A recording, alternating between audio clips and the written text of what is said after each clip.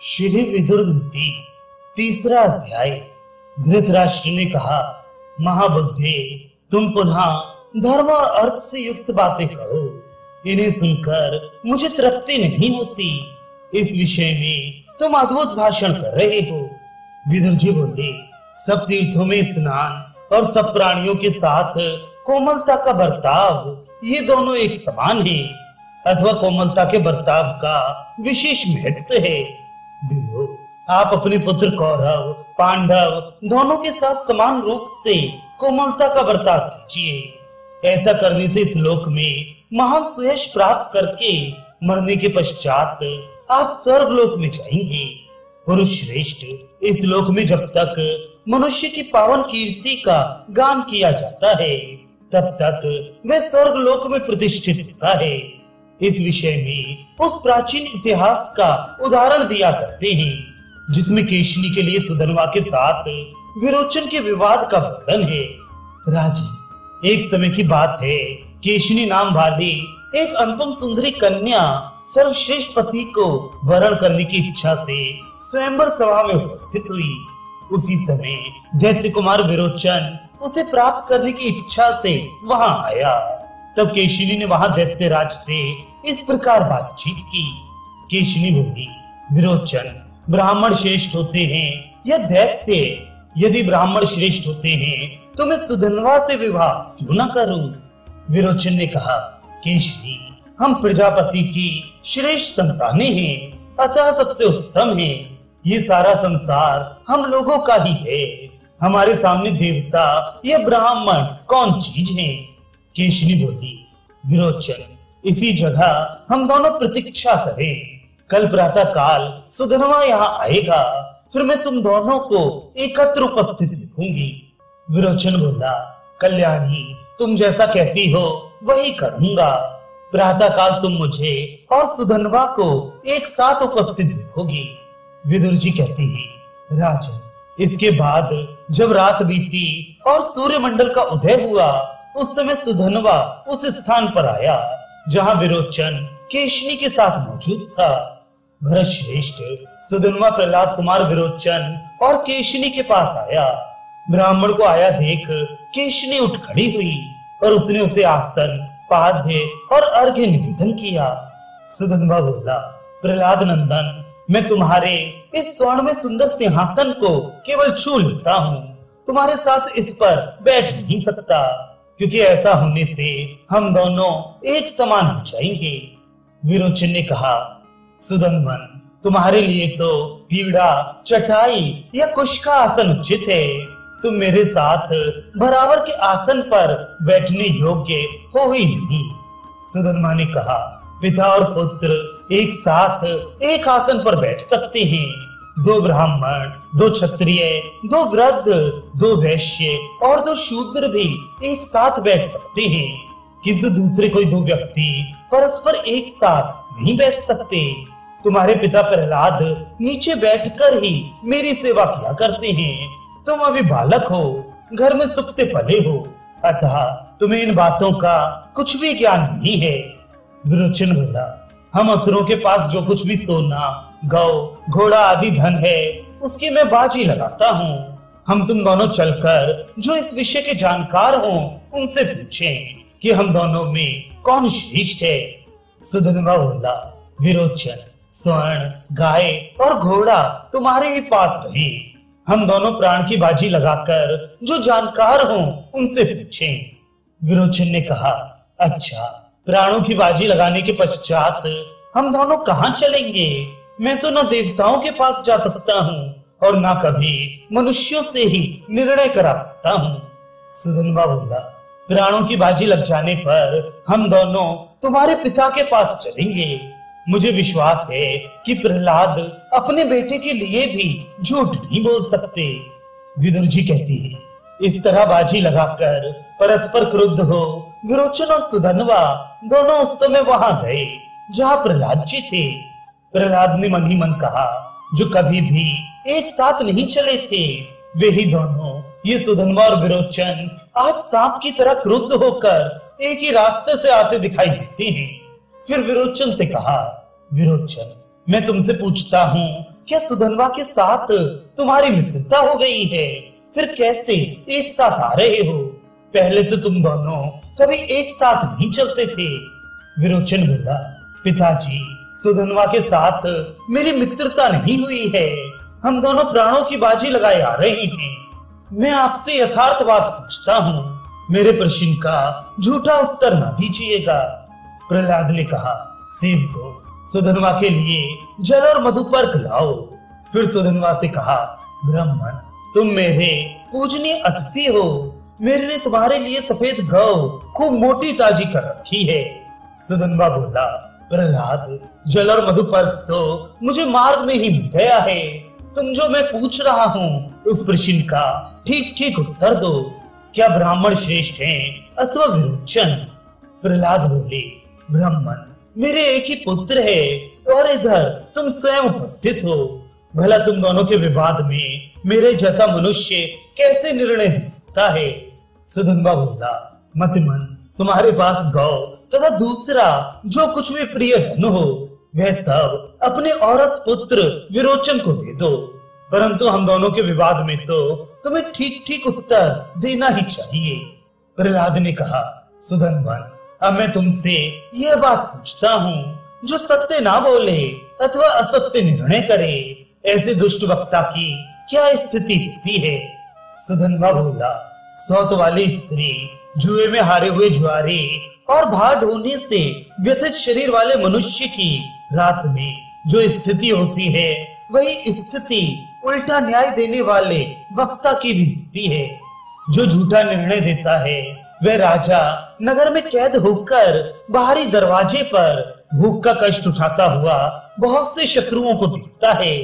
झूठ बोलने से यदि पशु मरता हो तो 5 पीढ़ियां, गौ मरती हो तो 10 पीढ़ियां, घोड़ा मरता हो तो 100 पीढ़ियां और मनुष्य मरता हो तो 1000 पीढ़ियां नरक में पड़ती हैं। सोने के लिए झूठ बोलने वाला भूत और भविष्य सभी पीढ़ियों को नरक में गिराता है। पृथ्वी तथा स्त्री के लिए झूठ कहने वाला तो अपना सर्वनाश ही कर देता है। इसलिए तुम स्त्री के लिए कभी झूठ ना बोलना। प्रहलाद ने कहा, विरोचन, सुधनवा के पिता अंगिरा मुझसे श्रेष्ठ हैं। सुधनवा तुमसे श्रेष्ठ है। इसकी माता भी तुम्हारी माता से श्रेष्ठ है। अतः तुम आज सुधनवा से हार गए। विरोचन, अब सुधनवा तुम्हारे प्राणों का मालिक है। सुधनवन, अब यदि तुम दे दो तो मैं विरोचन को पाना चाहता हूँ। सुधनवा बोला, प्रहलाद, तुमने धर्म को ही स्वीकार किया है, स्वार्थवश झूठ नहीं कहा है। इसीलिए अब इस दुर्लभ पुत्र को फिर तुम्हें दे रहा हूँ। प्रहलाद, तुम्हारे इस पुत्र विरोचन को मैंने पुनः तुम्हें दे दिया, किंतु अब ये कुमारी केशनी के निकट चलकर मेरे पैर धोए। विदुर जी कहती है, इसलिए राजेंद्र, आप पृथ्वी के लिए झूठ ना बोलें। बेटे के स्वार्थवश सच्ची बात न कहकर पुत्र और मंत्रियों के साथ विनाश के मुख में न जाएं। देवता लोग चरवाहों की तरह डंडा लेकर पहरा नहीं देते। वे जिसकी रक्षा करना चाहते हैं उसे उत्तम बुद्धि से युक्त कर देते हैं। मनुष्य जैसे जैसे कल्याण में मन लगाता है वैसे ही वैसे उसके सारे अभीष्ट सिद्ध होते हैं। इसमें तनिक भी संदेह नहीं है। कपटपूर्ण व्यवहार करने वाले मायावी को वेद पापों से मुक्त नहीं करते, किंतु जैसे पंख निकल आने पर चिड़िया के बच्चे घोंसला छोड़ देते हैं, उसी प्रकार वेद भी अंत काल में उसे त्याग देते हैं। शराब पीना, कलह, समूह के साथ वैर, पति पत्नी में भेद पैदा करना, कुटुंब वालों में भेद बुद्धि उत्पन्न करना, राजा के साथ द्वेष, स्त्री और पुरुष में विवाद और बुरे रास्ते, ये सब त्याग देने योग्य बताए गए हैं। हस्तरेखा देखने वाला, चोरी करके व्यापार करने वाला, जुआरी, वैद्य, शत्रु, मित्र और चारण, इन सातों को कभी भी गवाह न बनाए।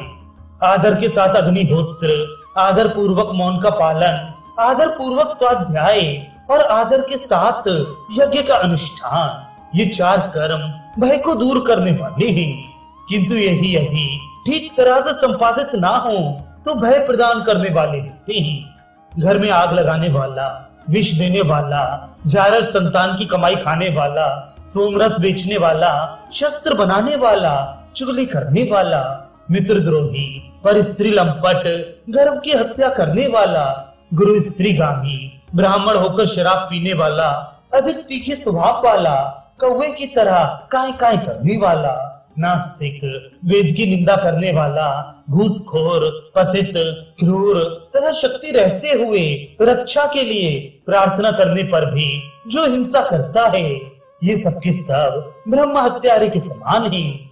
जलती हुई आग से सोने की पहचान होती है, सदाचार से सत्पुरुष की, व्यवहार से साधु की, भय आने पर शूर की, आर्थिक कठिनाई में धीर की और कठिन आपत्ति में शत्रु एवं मित्र की परीक्षा होती है। बुढ़ापा सुंदर रूप को, आशा धीरता को, मृत्यु प्राणों को, दोष देखने की आदत धर्माचरण को, क्रोध लक्ष्मी को, नीच पुरुष की सेवा सत्स्वभाव को, काम लज्जा को और अभिमान सर्वस्व को नष्ट कर देता है। शुभ कर्मों से लक्ष्मी की उत्पत्ति होती है, प्रगल्भता से बढ़ती है, चतुरता से जड़ जमा लेती है और संयम से सुरक्षित रहती है। 8 गुण पुरुष की शोभा बढ़ाते हैं: बुद्धि, कुलीनता, दम, शास्त्र ज्ञान, पराक्रम, बहुत ना बोलना, यथाशक्ति दान और कृतज्ञता।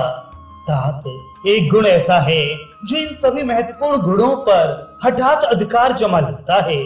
जिस समय राजा किसी मनुष्य का सत्कार करता है, उस समय वे एक ही गुण, राज सम्मान, सभी गुणों से बढ़कर शोभा पाता है। राजा मनुष्य लोक में ये 8 गुण स्वर्ग लोक का दर्शन कराने वाले हैं। इनमें से 4 तो सज्जनों का अनुसरण करते हैं और 4 का स्वयं सज्जन ही अनुसरण करते हैं। यज्ञ, दान, अध्ययन और तप, ये 4 सज्जनों के पीछे चलते हैं और इंद्रिय निग्रह, सत्य, सरलता तथा कोमलता, इन 4 का संत लोग स्वयं अनुसरण करते हैं। यज्ञ, अध्ययन, दान, तप, सत्य, क्षमा, दया और अलोभ, ये धर्म के 8 प्रकार के मार्ग बताए गए हैं। इनमें से पहले 4 का तो दंभ के लिए भी सेवन किया जा सकता है, परंतु अंतिम 4 तो जो महात्मा नहीं है, उनमें रह ही नहीं सकते। जिस सभा में बड़े बूढ़े नहीं, वे सभा नहीं। जो धर्म की बात ना कहें, वे बूढ़े नहीं।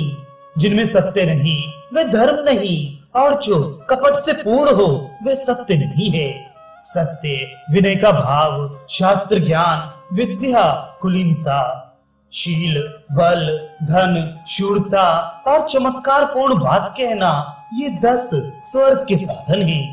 पाप कीर्ति वाला मनुष्य पापाचरण करता हुआ पाप रूप फल को ही प्राप्त करता है और पुण्य कर्मा मनुष्य पुण्य करता हुआ अत्यंत पुण्य फल का ही उपभोग करता है। इसीलिए प्रशंसित व्रत का आचरण करने वाले पुरुष को पाप नहीं करना चाहिए, क्योंकि बारंबार किया हुआ पाप बुद्धि को नष्ट कर देता है। जिसकी बुद्धि नष्ट हो जाती है, वह मनुष्य सदा पाप ही करता रहता है। इसी प्रकार बारंबार किया हुआ पुण्य बुद्धि को बढ़ाता है। जिसकी बुद्धि बढ़ जाती है, वह मनुष्य सदा पुण्य ही करता है। इस प्रकार पुण्य कर्मा मनुष्य पुण्य करता हुआ पुण्य लोक को ही जाता है। इसलिए मनुष्य को चाहिए कि वह सदा एकाग्र चित्त होकर पुण्य का ही सेवन करे। गुणों में दोष देखने वाला, मर्म पर आघात करने वाला, निर्दयी, शत्रुता करने वाला और शठ मनुष्य पाप का आचरण करता हुआ शीघ्र ही महान कष्ट को प्राप्त होता है। दोष दृष्टि से रहित शुद्ध बुद्धि वाला पुरुष सदा शुभ कर्मों का अनुष्ठान करता हुआ महान सुख को प्राप्त होता है और सर्वत्र उसका सम्मान होता है। जो बुद्धिमान पुरुषों से सद्बुद्धि प्राप्त करता है, वही पंडित है, क्योंकि बुद्धिमान पुरुष ही धर्म और अर्थ को प्राप्त कर अनायास ही अपनी उन्नति करने में समर्थ होता है। दिन भर में वह कार्य करे जिससे रात में सुख से रहे, और 8 महीने वह कार्य करे जिससे वर्षा के 4 महीने सुख से व्यतीत कर सके। पहली अवस्था में वह काम करे जिससे वृद्धावस्था में सुख पूर्वक रह सके, और जीवन भर वह कार्य करे जिससे मरने के बाद भी सुख से रह सके। सज्जन पुरुष पच जाने पर अन्न की, निष्कलंक जवानी बीत जाने पर स्त्री की, संग्राम जीत लेने पर शूर की और तत्व ज्ञान प्राप्त हो जाने पर तपस्वी की प्रशंसा करते हैं। अधर्म से प्राप्त हुए धन के द्वारा जो दोष छुपाया जाता है वह तो छिपता नहीं, उससे भिन्न और नया दोष प्रकट हो जाता है। अपने मन और इंद्रियों को वश में करने वाले शिष्यों के शासक गुरु हैं, दुष्टों के शासक राजा हैं और छिपे छिपे पाप करने वालों के शासक सूर्य पुत्र यमराज हैं। ऋषि, नदी, महात्माओं के कुल तथा स्त्रियों के दुष्चरित्र का मूल जाना नहीं जा सकता। राजा, ब्राह्मणों की पूजा करने वाला, दाता और शीलवान राजा चिरकाल तक पृथ्वी का पालन करता है। शूर, विद्वान और सेवा धर्म को जानने वाले ये तीन प्रकार के मनुष्य पृथ्वी से स्वर्ण रूपी पुष्प का संचय करते हैं। भारत, बुद्धि से विचार कर किए हुए कर्म श्रेष्ठ होते हैं। बाहुबल से किए जाने वाले कर्म मध्यम श्रेणी के होते हैं। जंगा से होने वाले कार्य अधम हैं और भाग होने का काम महाधम है। राजा, अब आप दुर्योधन, शकुनी, मूर्ख दुशासन तथा कर्ण पर राज्य का भार रखकर उन्नति कैसे चाहते हैं? भरत श्रेष्ठ, पांडव तो सभी उत्तम गुणों से संपन्न हैं और आप में पिता का स्वभाव रखकर बर्ताव करते हैं। आप भी उन पर पुत्र भाव रखकर उचित बर्ताव कीजिए।